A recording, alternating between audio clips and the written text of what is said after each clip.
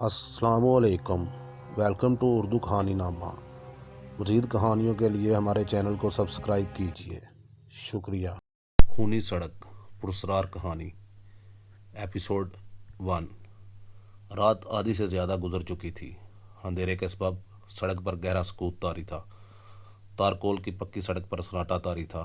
سڑک کے دونوں طرف دور دور تک ایک طویل میدانی سلسلہ تھا جس میں خضرو جھاڑیاں اور پودے کثرت سے اگے ہوئے تھے۔ یہ طویل میدانی سلسلہ جا بجا اونچے ٹیلوں پر مشتمل تھا۔ چہار سو گمبھیر سناٹے کا راج تھا۔ ایسے میں ایک کار کی تیز روشنی ابھری۔ اس نے سناٹے کے احساس کو مجروح کر دیا۔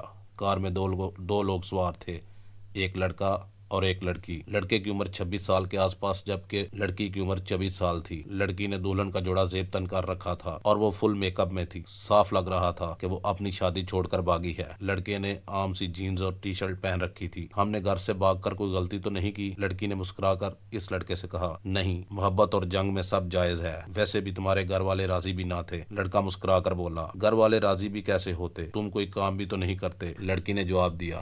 تم جانتی ہو میں نے نوکری کے حصول کے لیے کیا نہیں کیا؟ لڑکی نے ٹھنڈی سانس لی اور اس بات میں سر ہلا کر خاموش ہو گئی۔ چند ہی لمحے گزرے ہوں گے کہ لڑکی یک دم چونک کر بولی۔ سرفراز، ہم کہاں جا رہے ہیں؟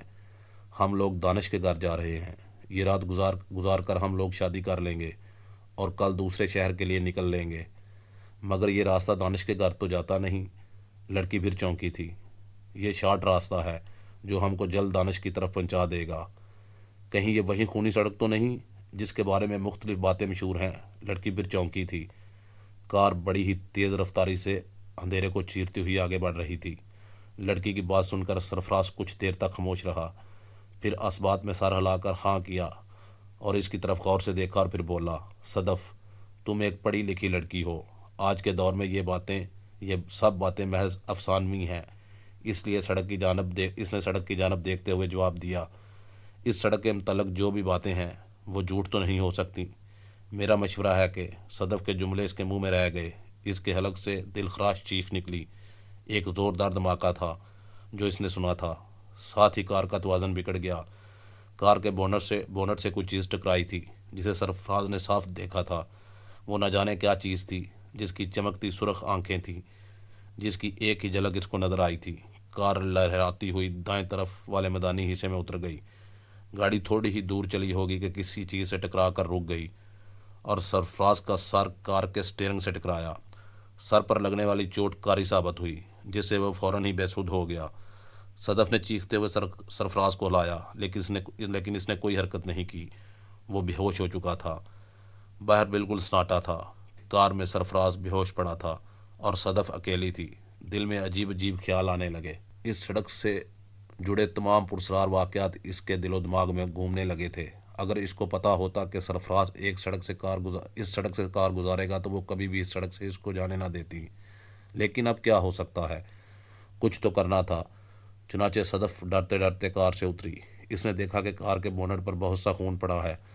ہو سکتا تھا یہ اسی چیز کا خون ہو جو چیز کار کے بونٹ سے ٹکرائی تھی، اور وہ آگے بڑھی۔ یہ دیکھ کر وہ چونک گئی کہ کار ایک بہت طویل قد آدم مجسمہ سے ٹکرا کر رکی ہے۔ اس نے غور سے اس مجسمہ کو دیکھا۔ دوسرے پل وہ چونک گئی۔ یہ پتھر کا عجیب سا مجسمہ تھا۔ صدف کو سمجھ ہی نہ آیا کہ کس طرح کا مجسمہ ہے۔ اندھیرے کے سبب اس کے خد و خال ٹھیک طرح سے واضح نہیں تھے۔ بس اتنا ہوا، اس کو خوف کی ایک لہر اپنے اندر دوڑتی محسوس ہوئی تھی۔ وہ حیرت اور خوف اس مجسمہ کو دیکھ رہی تھی کہ اچانک اس کے کندھے پر کسی نے ہاتھ رکھا۔ ہاتھ کے رکھتے ہی صدف بری طرح سے اچھل پڑی اور اس کے حلق سے چیخ نکل گئی۔ اس نے مڑ کر دیکھا تو پھر چیخوں کا نہ رکنے والا سلسلہ شروع ہو گیا تھا۔ اس نے جس کو دیکھا وہ بہت ہی خوفناک تھا۔ اس کی لال سرخ آنکھیں تھیں جن میں وحشت دیکھ کر وہ کام کر رہ گئی۔ دوسرے پل صدف لہرا کر اس نوآورد کی باہوں میں جھول گئی۔ دوسرے دن سرفراز کی لاش پولیس نے اس سڑک پر دریافت کی تھی اور لاش کی یہ حالت تھی کہ اس کے جسم اور چہرے پر جا بجا زخموں کے نشانات تھے اور جسم میں خون بے حد کم تھا۔ یوں لگتا تھا کہ کسی درندے نے بڑی ہی بے دردی سے سرفراز کا خون پیا ہے۔ پولیس رپورٹ کے مطابق سرفراز گزشتہ رات شہر کے ایک باعزت بزنس مین نثار احمد صاحب کی لڑکی کو اسی کی شادی سے لے بھاگا تھا۔ اب پولیس کو اس کی لاش ملی تھی۔ لڑکی کا کوئی پتہ نہ تھا۔ کاشف خان شہر کے ایک معروف بزنس مین تھے۔ انہیں اپنے بزنس کے سلسلے میں بیرون ملک سفر کرنا پڑتا تھا۔ چند سال پہلے تک کاشف اتنا کامیاب کاروباری نہ تھا، بس چھوٹا موٹا کاروبار تھا جس کو چلانے کے لیے بے حد پاپڑ بیلنے پڑتے تھے، لیکن اس کی محنت اور لگن نے اس کے کاروبار کو 10 سال میں بلندی اور عروج بام عطا کیا تھا۔ عروج حاصل ہونے کے بعد بھی اس کے انداز میں تکبر پیدا نہیں ہوا تھا، ہر ایک سے محبت اور عاجزی سے ملتا تھا۔ اس کی محنت کی وجہ سے ملک کی سب سے بڑے کپڑے کی انڈسٹری اس کے ساتھ کاروباری سودے پر راضی ہوئی تھی۔ وقت رات کے 8 بجے طے پایا تھا۔ کاشف رات 7 بجے گھر سے نکل گیا تھا۔ بیگم ایک خالص گھریلو عورت تھی، وہ ہمیشہ ہی ان بے وقت کی کاروباری میٹنگ سے چڑ کھاتی تھی۔ چنانچہ جب وہ گھر سے نکلا تو اس نے ناک منہ چڑھائی تھی، لیکن ہنس کر ٹالتے ہوئے گھر سے نکل آیا تھا۔ وہ اسے ہنس کر ٹالتے ہوئے گھر سے نکل آیا تھا۔ جلد پہنچنے کے لیے اس نے ایک مختصر راستے کو چنا تھا۔ کاشف جانتا تھا اگر وہ مختصر راستے سے نہیں جائے گا تو شدید قسم کے ٹریفک جام میں پھنس جائے گا، جو کہ وہ گوارا نہ کر رہا تھا۔ یہ وہی راستہ تھا جس کو اختیار کرنے پر پابندی تھی۔ اس کی وجہ اس سڑک پر ہونے والی پرسرار اموات تھی۔ پہلے پہل اس سڑک پر خاصی آمد و رفت ہوا کرتی تھی، اس کے بعد آہستہ آہستہ لوگوں میں ڈر خوف پھیلنے لگا تھا۔ بہت جلد یہ خونی سڑک کے نام سے مشہور ہو گئی۔ اس کی وجہ لوگوں کی لاشیں تھیں جو اس سڑک سے ملا کرتی تھی۔ وہ لاشیں بربریت اور وحشت کا اعلیٰ نمونہ ہوا کرتی تھی۔ لاش کے چہرے اور جسم پر زخموں کے جا بجا نشانات ہوتے اور جسم میں خون بے حد کم پایا جاتا، جس سے ایسے لگتا کہ یہ کسی درندے کا کارنامہ ہے۔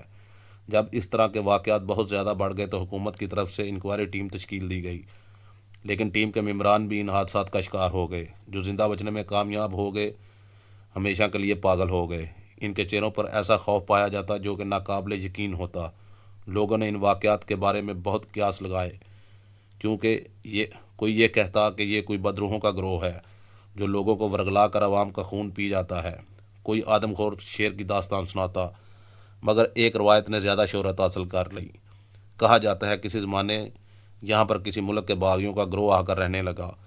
یہ گروہ زندگی گزارنے کے لیے ڈاکے مارا کرتا تھا۔ جب یہ واقعات بڑھ گئے تو حکومت نے پولیس پارٹی ان مجرموں کی سرکوبی کے لیے روانہ کی۔ ڈاکو تو محفوظ رہے، مگر پولیس والے کبھی واپس نہ آ سکے۔ اس کے بعد حکومت کوئی اور ٹھوس قدم اٹھا پاتی، ملک میں طاعون کی وبا پھیلی، جس سے پورا ملک شدید متاثر ہوا تھا۔ طاعون اس علاقے میں پھیلا چونکہ یہ لوگ مطلوب تھے، اس لیے ان کی کوئی مدد نہ کی گئی، جس کی وجہ سے یہ سارا قبیلہ وبا کا شکار ہو کر مارا گیا۔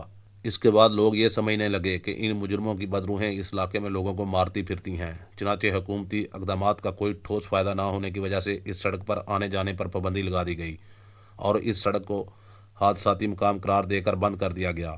لیکن پھر بھی بہت سے من چلے جاتے اور پھر کبھی واپس نہ آتے، اور ان کی لاشیں اس حالت میں ملتی جو کہ وحشت اور بربریت کا نمونہ ہوتی۔